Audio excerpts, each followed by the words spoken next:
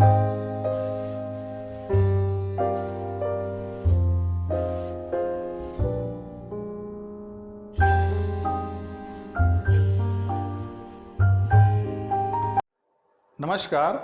मैं शशिकांत राठौर, सहायक प्राध्यापक भौतिकी, शासकीय नवीन महाविद्यालय बलौदा, जिला जांजगीर चांपा। आज मैं आप लोगों को बीएससी सेकेंड ईयर के पेपर सेकेंड का यूनिट फर्स्ट का सेकेंड पार्ट उष्मीय गुण थर्मल प्रॉपर्टीज ऑफ सॉलिड उस पर चर्चा करूंगा।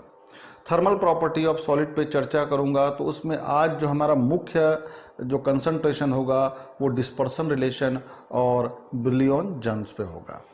तो मैं उष्मीय गुण के बारे में छोटा सा आप लोगों से एक डिस्कशन चाहूँगा कि या कॉन्सेप्ट को डेवलप करना चाहूँगा या कोशिश करता हूँ कि कैसे किसी सॉलिड में उष्मीय या थर्मल या हीट का कंडक्शन होता है, कैसे उष्मीय गुण मतलब ठोस में हम देखते हैं।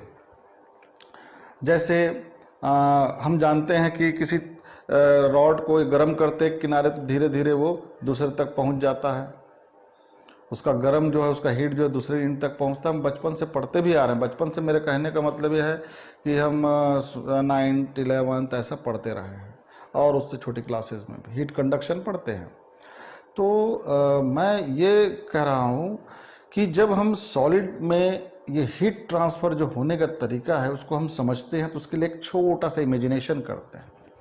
मान लीजिए लॉकडाउन चल रहा है ना अभी, तो लॉकडाउन जैसे ही ख़त्म होता है आप लोगों को मूवी देखने का मन करता है। आप जैसे ही टॉकीज जाते हैं टिकट विंडो पे तो आप लोग लाइन लगाते हैं। आप सब ने लाइन लगा लिया।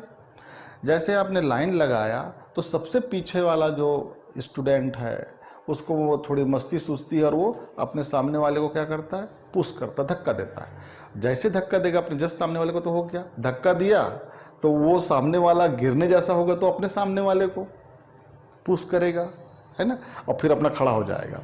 फिर वो अपने सामने वाले को करेगा, फिर अपना खड़ा हो जाएगा।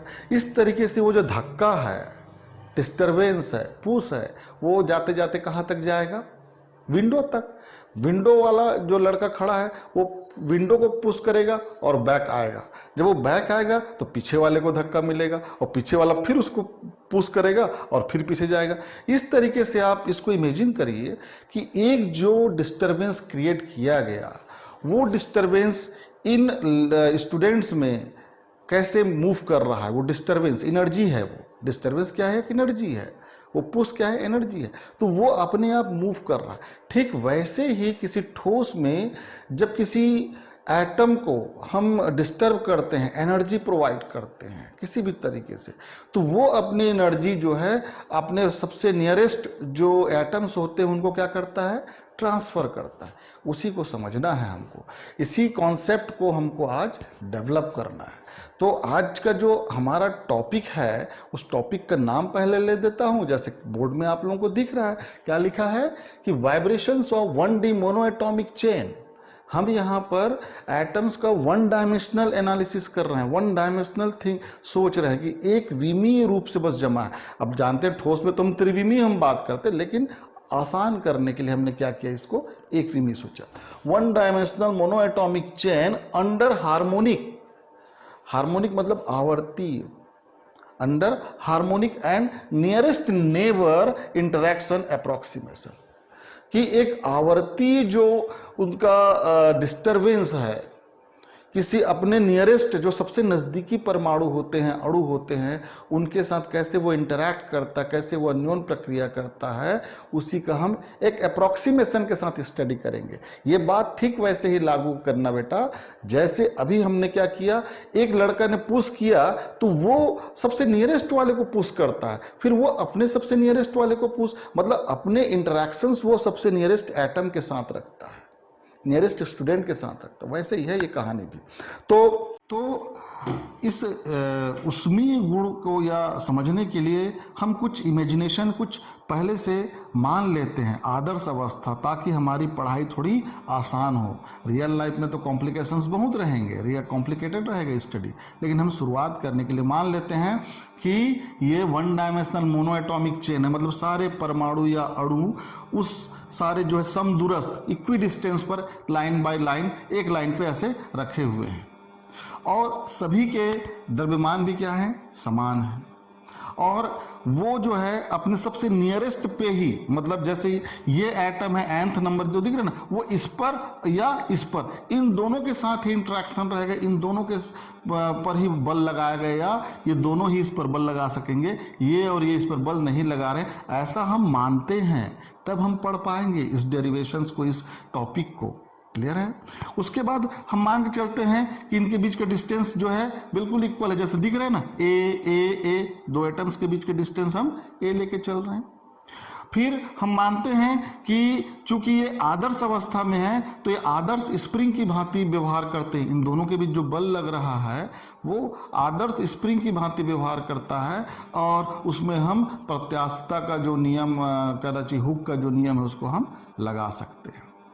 तो अब यहाँ पर मैं शुरुआत करूँगा कहानी को इस तरीके से कि जब किसी एक विमीय चैन में, मतलब परमाणुओं के चैन में, श्रृंखला में किसी एक किनारे से अनुदैर्ध्य तरंग या लॉन्गिट्यूडनल वेव इंटरैक्ट करता है, पहुँचता है, तो वो कैसे उस पर प्रोपोगेट करेगा, कैसे वो संचरित होगा, इस पर हम बात करेंगे। मान लीजिए इधर से कोई वेव आया, ये वही अभी स्टूडेंट वाली बात को याद रखो, डिस्टरबेंस ही है। वेव क्या है? वेव क्या है? वेव क्या है? Regular disturbance of media through which energy can transfer from one point to another point, one place to another place. मतलब जब वेव बोलते हैं तो ये ऊर्जा का स्थानांतरण है। ऊर्जा का स्थानांतरण कैसे होता है? जब वस्तु जो है डिस्टर्ब हो गया, अपनी जगह पे रह के पीरियोडिक तरीके से आवर्ती रूप से डिस्टर्ब होता है। जैसे अभी लड़कों की बात किया ना, एक लड़के को आपने एक लड़का जो डिस्टर्ब किया, वो डिस्टर्बेंस गया, फिर आया, फिर जाएगा, फिर आएगा, तो पीरियोडिक डिस्टर्बेंस है कि नहीं? ये कैसा है?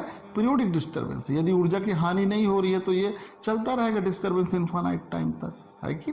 वैसे ही जब हम किसी लॉन्गिट्यूडनल वेव को हम मतलब इस एक विमीय चेन में, इस एक विमीय श्रृंखला में परमाणुओं के इंटर करता है, तो हम कैसे काम करते हैं उसको देखते हैं। जैसे ये यहाँ पर ऑक्सीलेट करेगा, ये यहाँ पर ऑक्सीलेट करेगा, ये यहाँ पर ऑक्सीलेट करेगा, ये यहाँ पर, ये सभी अपनी अपनी जगह पे रह के ऑक्सीलेशन करते हैं, और उस ऑक्सीलेशन को हम सिंपल हार्मोनिक मोशन फॉर्म में मार रहे हैं, सरल आवर्त गति रूप में मार रहे हैं, ठीक है ना? तो यहाँ पर हम nवें परमाणु को लेकर कंसीडर करेंगे। nवें परमाणु के इस तरफ हम मान रहे हैं n+1 n+2 1+3 ऐसे परमाणु हैं, और इस तरफ क्या है n-1 n-2 ऐसे परमाणु। ये जब कोई इसमें अनुदैर्ध्य तरंग या लॉन्गिट्यूडनल वेव इंटरैक्ट करता है, तो ये अपनी साम्यावस्था के दोनों ओर क्या करेंगे? कंपन करेंगे। जब वो कंपन करते हैं तो अपनी जगह से वो क्या होते हैं? विस्थापित होते हैं। तो उसको मैं यहाँ पर बता रहा हूँ कि nवां परमाणु अपनी जगह से मान लीजिए xn विस्थापित हुआ, और n+1 अपनी जगह से कितना हुआ? साम्यावस्था से ना, xn+1। वैसे ही ये xn-1 n-1 परमाणु अपनी साम्यावस्था से xn-1 विस्थापित हुआ। तो अब यहाँ पर हम nवें परमाणु पे कंसंट्रेट कर रहे हैं, तो nवें परमाणु पे कौन कौन बल लगाएंगे? n-1 और n+1, ये दोनों बल लगाएंगे। ये अपनी तरफ आकर्षण बल लगाने का प्रयास करेंगे, अपनी तरफ आकर्षण बल, लेकिन जो जीता वही सिकंदर भाई। जिसके तरफ ज़्यादा बल लगेगा पहले उसी तरफ विस्थापित होगा, लेकिन होना तो कैसा है? पीरियोडिक है, फिर वापस आएगा, ये दोलन करेगा अपनी जगह पे। तो अब यहाँ पर हम इन दोनों के बीच जो विस्थापन है उसको हम क्या करेंगे? हुक का नियम लगाएंगे। अब ये स्प्रिंग कांस्टेंट में आप लोग स्प्रिंग वाले सिस्टम में आप पढ़ते हैं इस चीज़ को, कि जब स्प्रिंग को हम ऐसे खींचते हैं और छोड़ते हैं, स्प्रिंग मास सिस्टम देखा होगा आपने, तो वो कैसे दोलन करता है ना? जब आप इधर खींच रहे हैं तो उसकी विपरीत दिशा में बल लगता है, रिस्टोरिंग फोर्स प्रत्यानयन बल, और जब आप इसको दबा रहे होते हैं तो अपोजिट डायरेक्शन में फोर्स लगता है, रिस्टोरिंग फोर्स वो भी है प्रत्यानयन बल, मतलब वो जो है साम्य अवस्था में रहने का प्रयास करता है। तो मैं चित्र को बदल देता हूँ, अब उसको मैं समझाने का प्रयास करता हूँ। हाँ, एक बात और कि अभी तक आप स्प्रिंग कांस्टेंट को पहले क्या लेके चलते थे, के। यहाँ पर हम स्प्रिंग कांस्टेंट को हम के नहीं लेंगे, बीटा ले लेते हैं। उसका कारण ये है कि जब ये चूंकि तरंग की बात करेंगे तो तरंग कहेंगे तो उसमें हमारा क्या आएगा, प्रोपोगेशन कांस्टेंट आएगा, जिसको ऑलरेडी हम के बोलते हैं। तो फिर नोटेशन में क्या होगा, कन्फ्यूजन होगा। इसलिए हम क्या करेंगे, जो n परमाणु है उस पर n-1 के कारण कैसे बल लगता है, n+1 के कारण कैसे बल लगता है, उसको देख लेते हैं। अब पूरी चर्चा कर लेते हैं।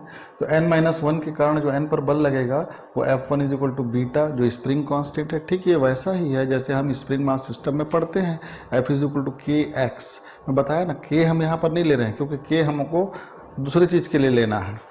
तो F1 = बीटा xn-1। ये क्या है, इन दोनों के बीच की स्प्रिंग जो हम सोच रहे हैं या बॉन्ड मान लो, उसकी लंबाई में वृद्धि है।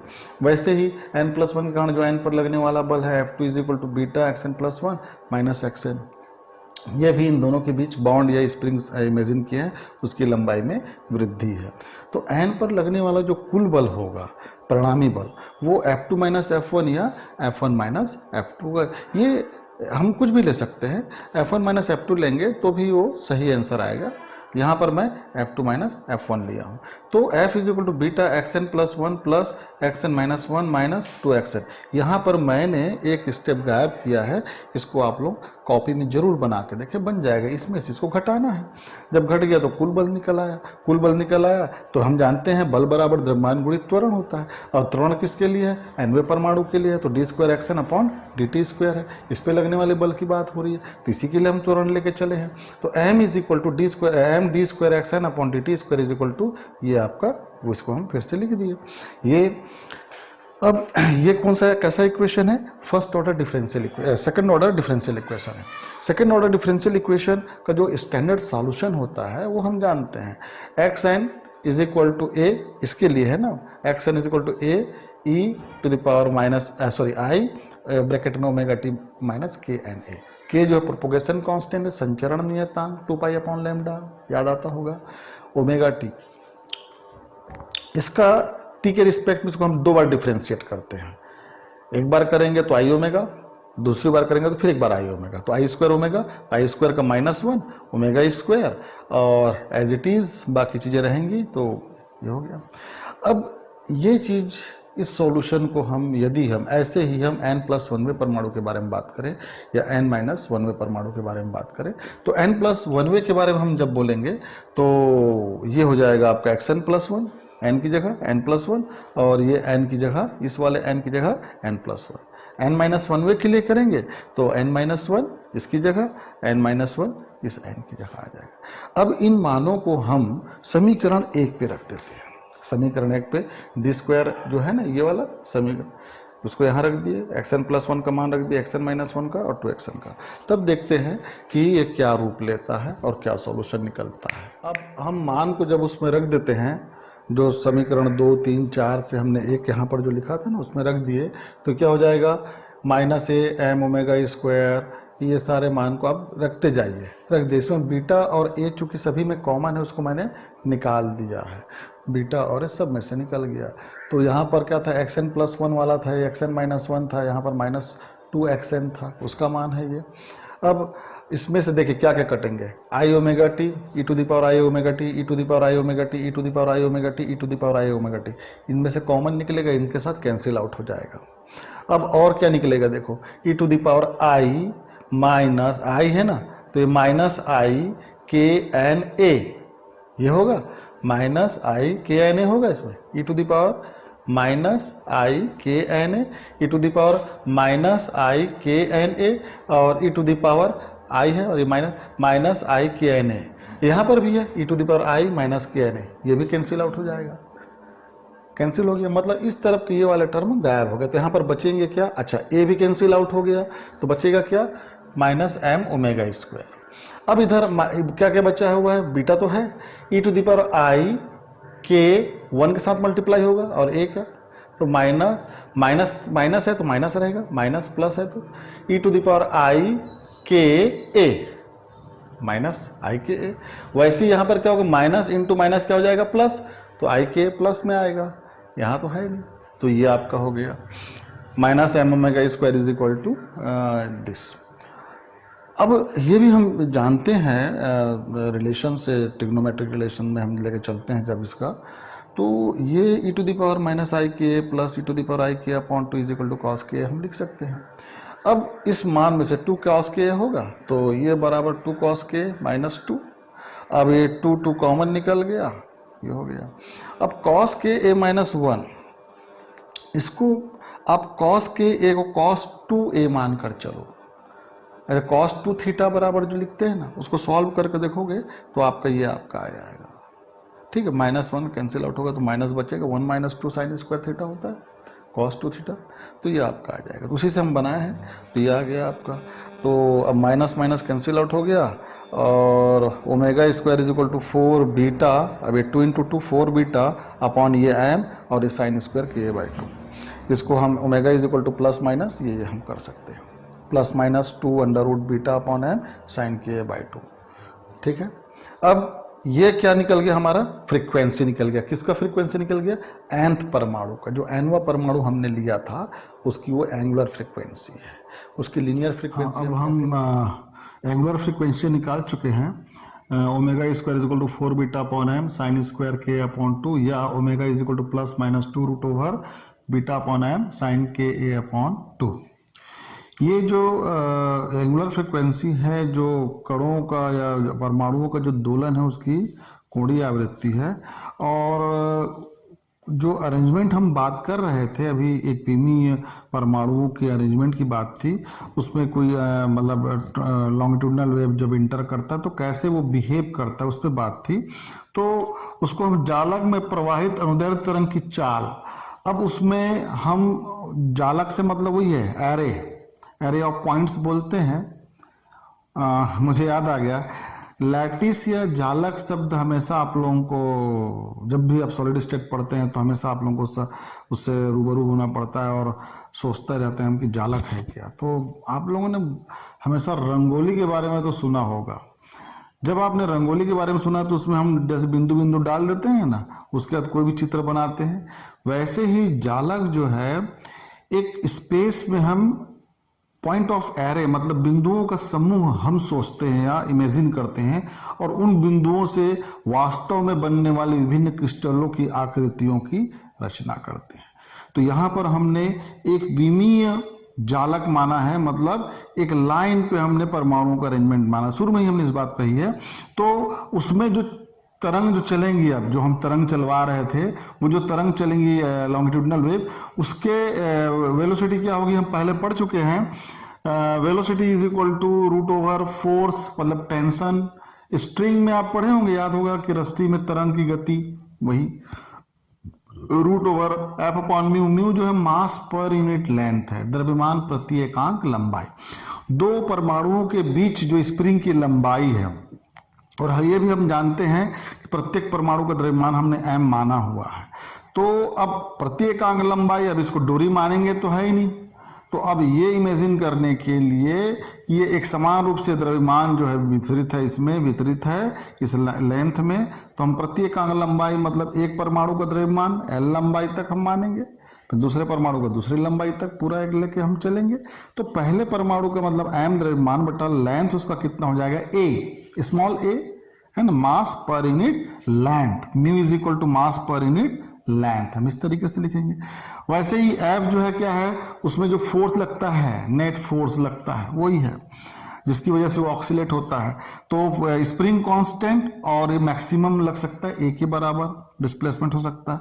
तो इन वैल्यूज को फोर्स के और मास पर यूनिट लेंथ के वैल्यूज को इसमें रखने पे क्या आ जाएगा, v is equal to root over beta A upon M upon A, और ये ऊपर जाएगा स्क्वायर होगा, उसका रूट से बाहर आ जाएगा, इतना हो जाएगा। ये हो गया आपका लॉन्गिट्यूडनल वेव्स का स्पीड हो गया जालक में जो लैटिस में है। अब इसमें हमारा सारा काम हो गया। इस वैल्यू को हम v is equal to value को यहाँ रख दें तो ये हो जाएगा 2v upon a sine k upon 2t। तो ये एक रिलेशन और ये एक रिलेशन, ये दो चीज़ों पे हम बहुत अच्छे से कंसंट्रेट करेंगे और डिस्कस करेंगे क्या क्या होता है। कुछ ग्राफ प्लॉट्स कर लेते हैं। तो पहले ओमेगा स्क्वायर और के ए, इन दोनों को भी जब ग्राफ प्लॉट करते हैं तो ग्राफ कुछ ऐसा आता है। आप के की वैल्यू जब 0 रखेंगे तो साइन की ए वैल्यू 0 हो जाएगी, तो ओमेगा स्क्वायर की वैल्यू 0 होगी। जब के ए की वैल्यू आप पाई रखेंगे तो पाई बाई 2 मतलब मैक्सिमम वैल्यू हो जाएगा, तो कितना हो जाएगा, omega square equal to 4 beta upon n, 4 beta upon n. ठीक, इस तरीके से हम इस ग्राफ को प्लॉट करते हैं। वैसे ही omega is equal to omega और के बीच में ये वाला ग्राफ है, ये हमारे लिए बहुत इंपॉर्टेंट का चीज है।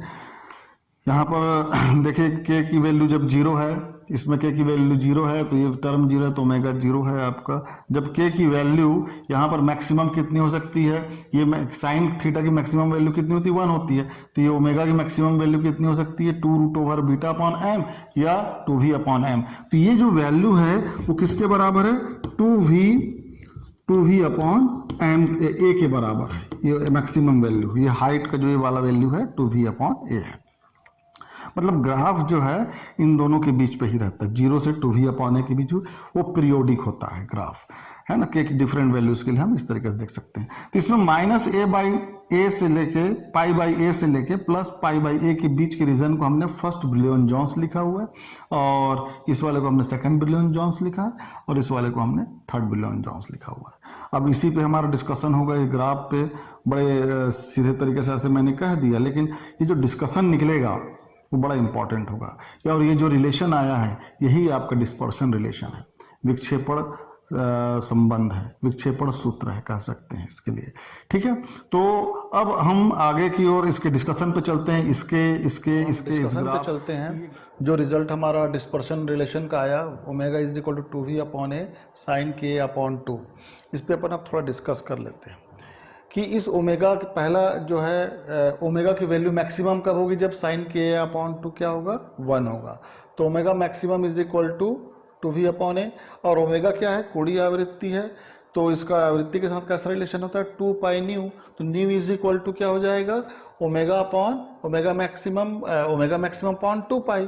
तो ओमेगा मैक्सिमम कितना है, 2v अपॉन ए, तो v अपॉन पाई ए। मतलब यहाँ पर मैथमेटिकली मैंने ऐसे कह दिया। अब इसको मैं थोड़ा फिजिक्स में चलता हूँ कि जब किसी किसी जालक से अधिकतम पास हो सकने वाली आवृत्ति, मतलब उस जालक के एटम्स जो है, मॉलिक्यूल जो अधिकतम किस आवृत्ति से कंपन कर सकते हैं, वो मान है v अपॉन पाई ए। v जहाँ उसके अनुदैर्ध्य तरंग या लॉन्गिट्यूडनल वेव की वेलोसिटी है। इसको हम ऐसे अब दूसरे शब्दों में कह सकते हैं कि ये जालक या ये लैटिस या परमाणु की श्रृंखला या हमने जो अरेंजमेंट बनाया है एक एक एटम का एक लाइन पे, उसमें कौन कौन से फ्रीक्वेंसी, कितने फ्रीक्वेंसी तक वाले लॉन्गिट्यूडनल वेव पास हो सकते हैं। तो हम ऐसा कह सकते हैं कि ये लो पास फिल्टर की तरह बिहेव करता है। लो पास फिल्टर का मतलब कि एक मिनिमम से लेकर एक मैक्सिमम वैल्यू तक के ही फ्रीक्वेंसी वाले वेव उसमें पास होंगे और उससे अधिक वाले पास नहीं होंगे। तो वो अधिकतम आवृत्ति है उस जालक या लैटिस या परमाणु श्रृंखला के लिए v अपॉन पाई ए। यदि जो आने आपतित होने वाली या उस लैटिस से टकराने वाली जो अनुदैर्ध्य तरंग है उसकी फ्रीक्वेंसी v अपॉन पाई ए से ज़्यादा है तो वो उसमें से पास नहीं होगी।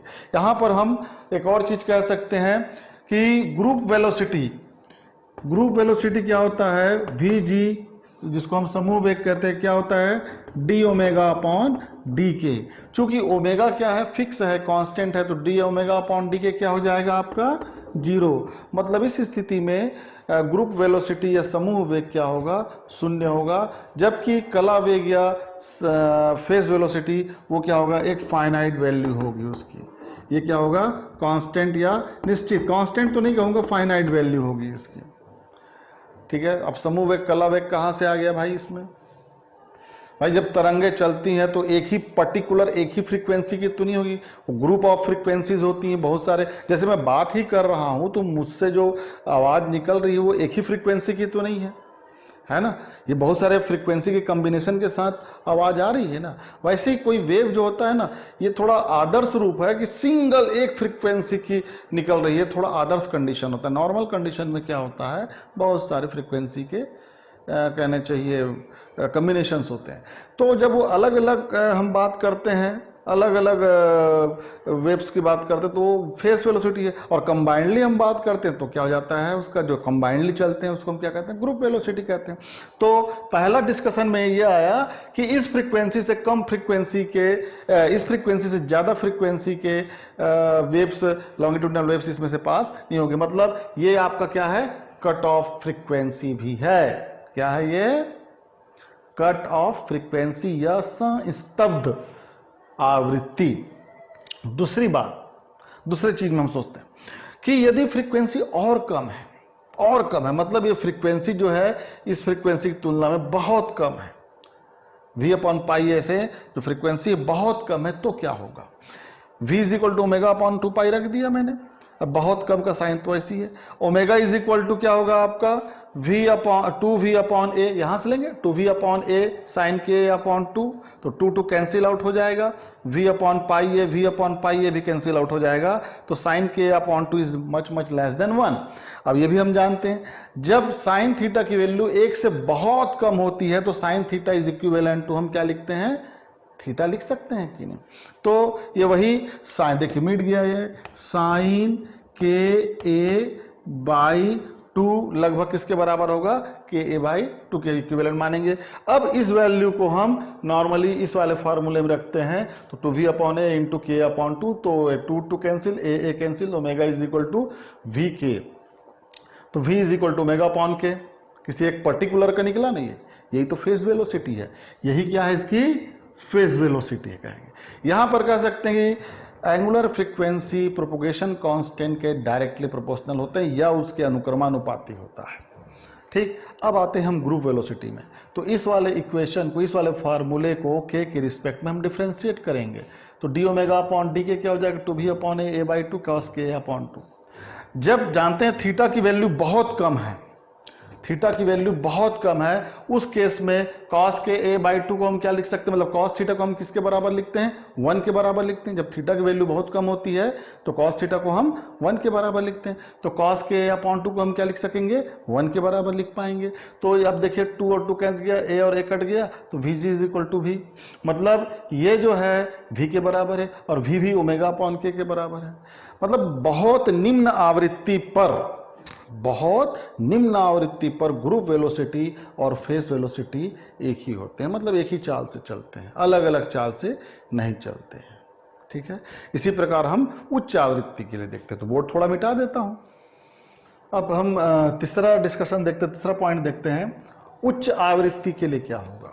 उच्च आवृत्ति के लिए हमने जो इक्वेशन बनाया है, omega is equal to 2v, हम जानते हैं डिस्पर्सन रिलेशन, ये साइन के अपॉन ए।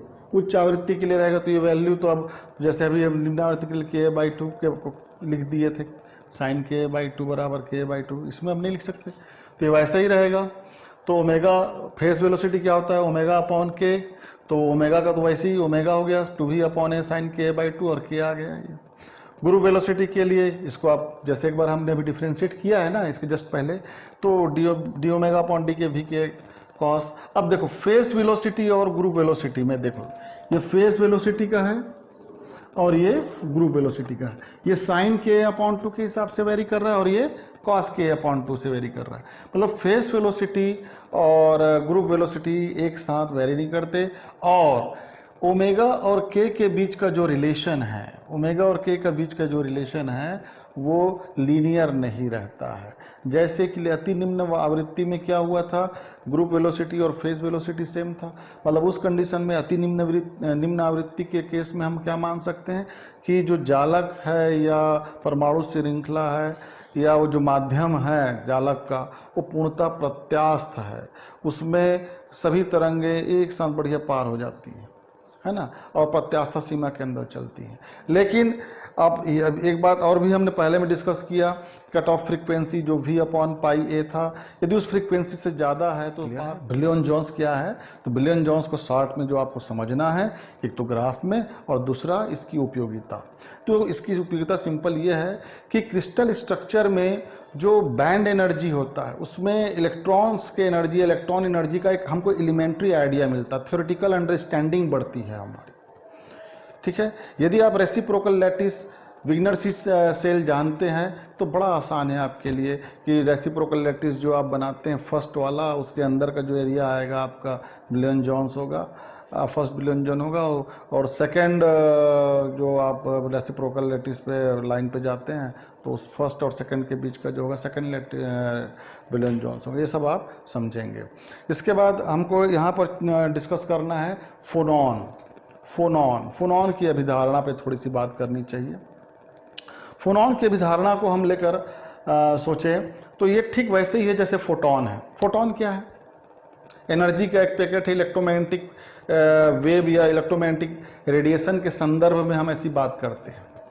तो ये भी आप समझ लीजिए कि जो जालक है, जो लैटिस है, उसके वाइब्रेशंस होते हैं जो उसमें लॉन्गिट्यूडनल वेव्स होते हैं, उसके उस लॉन्गिट्यूडनल वेव के क्वांटाइजेशन की बात है, ठीक वैसे ही जैसे कि इलेक्ट्रोमैग्नेटिक रेडिएशन के क्वांटाइजेशन की बात है। तो यहाँ पर जैसे हम उसका एक फोटॉन क्या होता है, h न्यू के बराबर होता है, इसमें भी वही कहेंगे। हाँ, यहाँ पर हम थोड़ा सा प्रेजेंटेशन बदल देते हैं, h क्रॉस ओमेगा लिख देते हैं। h क्रॉस ओमेगा क्यों कि हम जानते हैं E इज इक्वल टू, हमने पढ़ा है ना h न्यू, और ये न्यू इज इक्वल टू हम जानते हैं ना ओमेगा अपॉन 2 तो h अपॉन 2 को हम क्या लिख देते हैं, h क्रॉस ओमेगा लिख देते हैं। तो एक फोनॉन की ऊर्जा जो है h क्रॉस ओमेगा हम लिख सकते हैं। बिल्कुल वैसे ही क्वांटाइज होता है ये लॉन्गिट्यूडनल वेव या जालक में होने वाले कंपन या वाइब्रेशन जैसे इलेक्ट्रोमैग्नेटिक रेडिएशन में होता है। तो इसको हम फोनॉन कहते हैं। मतलब जो वेव क्रिस्टल के अंदर मूव करता है, ट्रांसमिट होता है, उसको भी हम क्वांटाइज्ड मान के चलते हैं। तो ये फोनॉन की भी धारणा है। ठीक है, तो इस लेक्चर को मैं यहीं पर समाप्त करता हूँ। आगे जो है इसके स्पेसिफिक हीट क्या है of solid, specific heat of solid पढ़ना है, उसका क्लासिकल थ्योरी पढ़ना है। ड्यूलॉन्ग पेटिट्स उसका क्लासिकल थ्योरी बताता है, फिर आइंस्टीन का एक्सप्लेनेशन पढ़ना है, फिर डिबाई का एक्सप्लेनेशन पढ़ना है। इतनी सारी चीज़ें इस यूनिट के 1 के सेकंड पार्ट में हैं, तो मैं एक एक करके बताऊंगा। Thank you very much.